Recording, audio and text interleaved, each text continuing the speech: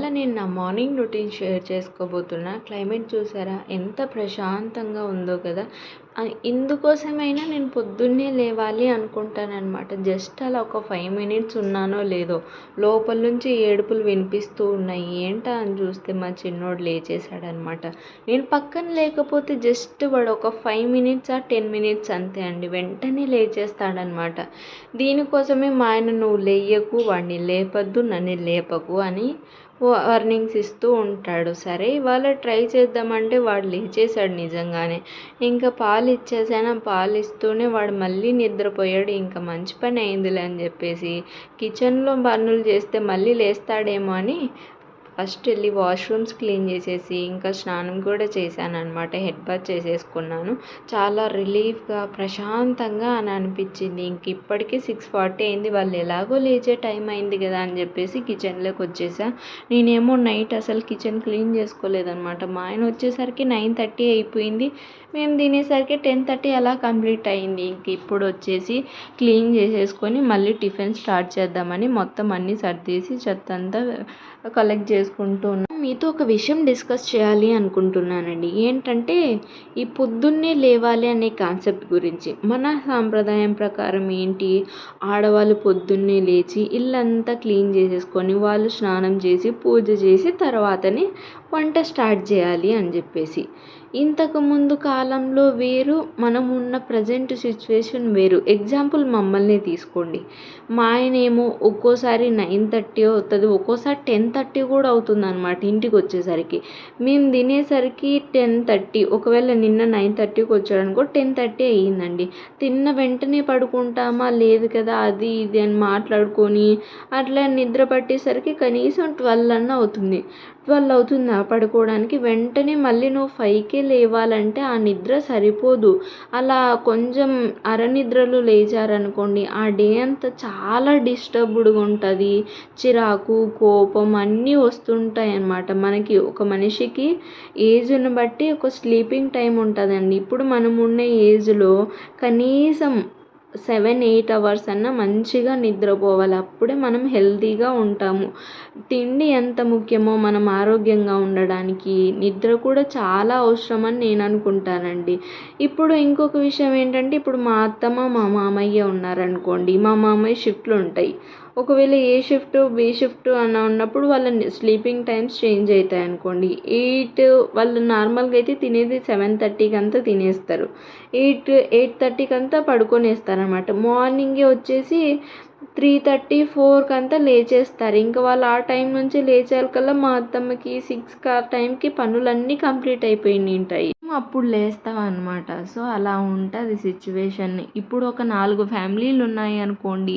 వాళ్ళ ప్రొఫెషన్లు వేరే వేరే ఉంటాయి, వాళ్ళ టైమింగ్స్ వేరే ఉంటాయి అన్నమాట. ఏది ఏమైనా నేను ఫైనల్గా చెప్పేది ఏంటంటే అండి, మీ నిద్రలు మాత్రం అస్సలు ఖరాబ్ చేసుకోవద్దండి. ఖచ్చితంగా ఒక మనిషికి 7-8 గంటలు నిద్ర చాలా అవసరం అండ్ హెల్త్కి కూడా చాలా మంచిదన్నమాట. మీరు డే టైం అంతా మేల్కొని ఉన్నా అస్సలు అలసిపోరు నైట్ మంచిగా నిద్రపోయారంటే. ఇంక ఇక్కడ మామూలుగా అయితే 7 అలా అయ్యింది. ఇంకా మా ఆయన్ని లేపేద్దామని చెప్పేసి కాఫీ పెట్టి తీసుకెళ్తున్నాను అనమాట. మా ఆయన అయితే ఒక్కసారిగా నన్ను చూసి షాక్ అయ్యాడు అనమాట. హ్యాపీ బర్త్డే అని చెప్తాను. ఏనా నువ్వు మా వాడితో బెడ్షీట్లు ఎత్తుకొచ్చి వేసేదేనా? అమ్మ నో నాన్న, అది దోశ పిండిరా నాన్న. యాకి అంత పెంట పెంట చేస్తావు, లేచిన వెంటనే పెంట మొదలు పెడతాడు వీడు. డే హాయ్ చెప్పు నాన్న. Hi hi hi.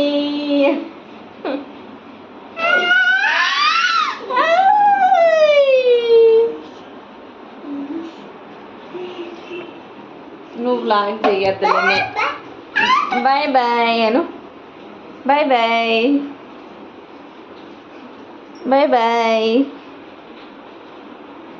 Subscribe to my mamma's channel అను. సబ్స్క్రైబ్ చేసుకోండి మా అమ్మ ఛానల్ అను.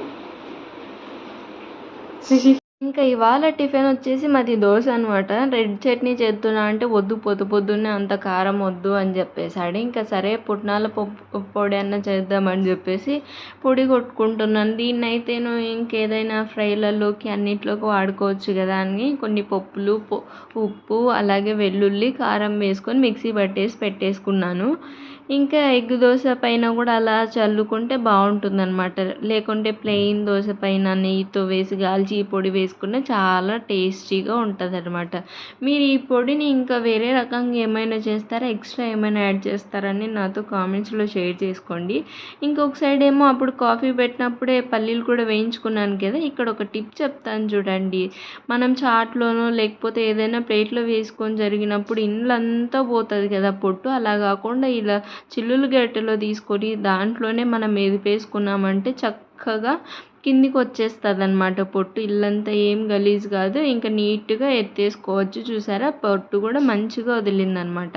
ఈ టిప్ మీకు యూజ్ అవుతుందని షేర్ చేశాను. మీకు ఇంతకుముందుకి తెలుసా, లేకుంటే నేనే లేటుగా తెలుసుకున్నాను అనేది కొంచెం మీరు కామెంట్స్ చెప్పండి. కామెంట్స్ చేయండి, ఓకేనా. నేను చాలా హ్యాపీగా ఫీల్ అవుతాను. మీ అందరికీ ఖచ్చితంగా రిప్లై ఇస్తాను. అలాగే సబ్స్క్రైబ్ చేసుకోకుండా చూస్తున్న వాళ్ళు మన ఛానల్లో చాలామంది ఉన్నారు. ప్లీజ్ సబ్స్క్రైబ్ చేసుకోండి. నా వ్లాగ్స్ ఒకవేళ మీకు నచ్చి యూజ్ఫుల్ అనిపిస్తేనే సబ్స్క్రైబ్ చేసుకోండి, ఓకేనా. ఇంక ఇక్కడైతేను ఈ దోశ పెనంకి మేమైతే ఫ్యాన్ అయిపోయామన్నమాట. ఈ చాలా బాగుంటాయండి. దీంట్లో కాలితే ఏదో ఒక రకమైన డిఫరెంట్ టేస్ట్ వస్తుంది నాన్ స్టిక్ దాంట్లో కంటే. ఇంకా ఈ మధ్యకాలంలో అంటే మేము రీసెంట్గా తిరుపతికి వెళ్ళినప్పుడు ముల్బగ్ దోశ అని తిన్నామన్నమాట. అదేంటంటే దీనికంటే చాలా చిన్నగా ఉంటుంది పెనము. ఇంత మందం వేసి దాని నిండా నెయ్యి వేసి అదేంటి ఆలు మసాలా ఇస్తారు కదా, ఆలు మసాలాతో పాటు ఒక స్పెషల్ చట్నీ ఉంటుందన్నమాట. దాంతో చాలా బాగుండే అసలు. నాకైతే ఇంకా తినాలనిపించింది. ఒకసారి ఎప్పుడైనా ట్రై చేయాలి. ఆయన టిఫిన్ తినేసాడు. ఇంకా యుద్ధానికి రెడీ అవుతున్నాడు అనమాట. ఆఫీస్కి వెళ్ళడానికి యుద్ధానికి రెడీ అవుతున్నాడు. వర్షం ఒక్కటే ఫుల్ పడుతుంది బయట. కానీ ఇప్పుడు ఆఫీస్కి వెళ్ళాల్సిందే, తప్పదు. ముంబైకి వచ్చిన కొత్తల్లో అయితే మేము చాలా ఇబ్బంది పడేవాళ్ళం. మరి ఇంత వర్షంలో మనం వర్షం పడితే ఇంట్లో మన సైడ్ అయితే బయటికి వెళ్ళం కదా. ఎంత వర్షం పడినా ఈడైతే ఆఫీస్కి వెళ్ళాల్సిందే. మరీ టూ మచ్ అయితేనే వర్క్ ఫ్రమ్ హోమ్ ఇస్తారనమాట. సో వచ్చిన కొత్తలో అబ్బా కష్టం అని అనిపించింది. కానీ ఇప్పుడైతే మాకు ఇది నార్మల్. ఈ వర్షం ఏంది చాలా చిన్నది కదా అని అనిపించింది అనమాట.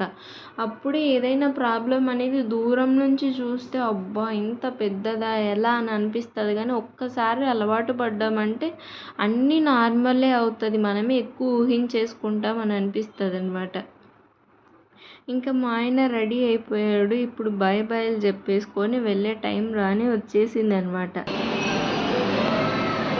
Bye, thanks.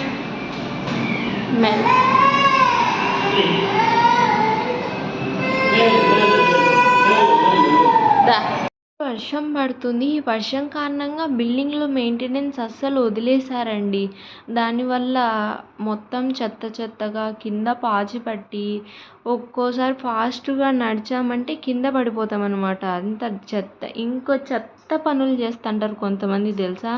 పైనుంచి డైపర్లు వదిలేయడము, ఇలా చెత్తవన్నీ పడేస్తారు. నాకు భలే కోపం వస్తుంటుంది అసలు. చిన్న పిల్లలు ఉంటారు, వాళ్ళ డైపర్లు అయితే కిందికి వదిలేస్తారు. డస్ట్బిన్లో వేసుకోవచ్చు కదరా బాయ్ అని అనిపిస్తుంది అనమాట.